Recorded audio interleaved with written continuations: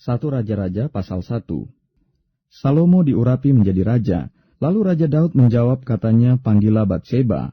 Perempuan itu masuk menghadap raja dan berdiri di depannya.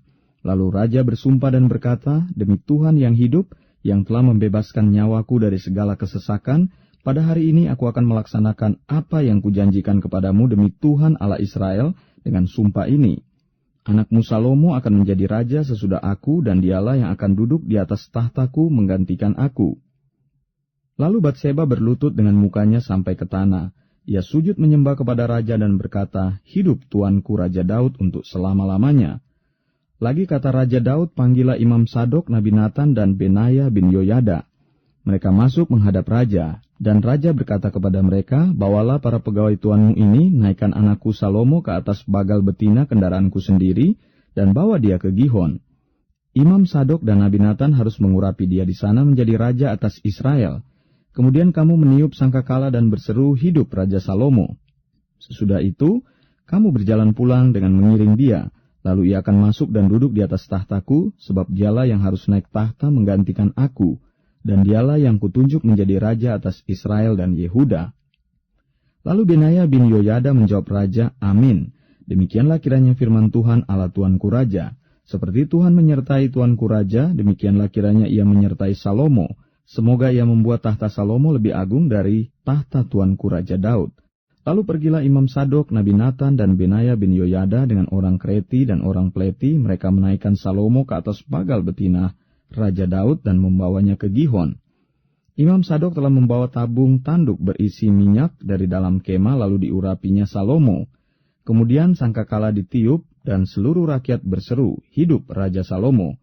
Sesudah itu seluruh rakyat berjalan di belakangnya sambil membunyikan suling dan sambil bersukaria ramai-ramai, sampai seakan-akan bumi terbelah oleh suara mereka.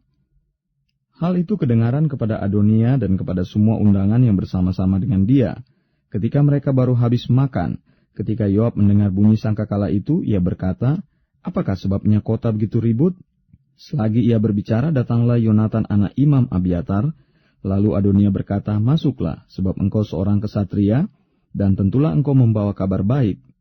Tetapi Yonatan menjawab Adonia, "Tidak, tuan kita Raja Daud telah mengangkat Salomo menjadi raja.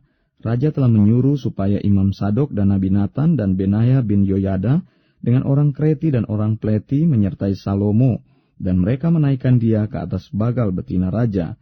Imam Sadok dan Nabi Natan mengurapi dia di Gihon menjadi raja, dan dari sana mereka sudah pulang dengan bersukaria, sehingga kota menjadi ribut. Itulah bunyi yang kamu dengar tadi. Salomo sekarang duduk di atas tahta kerajaan.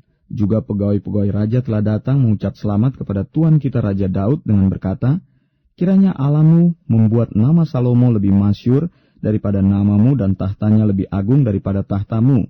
Dan raja pun telah sujud menyembah di atas tempat tidurnya. Dan beginilah katanya, "Terpujilah Tuhan Allah Israel, yang pada hari ini telah memberi seorang duduk di atas tahtaku, yang aku sendiri masih boleh saksikan." Maka semua undangan Adonia itu terkejut lalu bangkit dan masing-masing pergi menurut jalannya.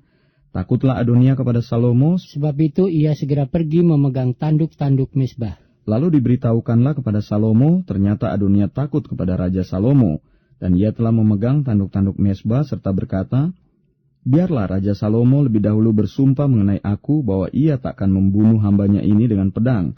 Lalu kata Salomo, "Jika ia berlaku sebagai kesatria, maka selai rambut pun dari kepalanya tidak akan jatuh ke bumi.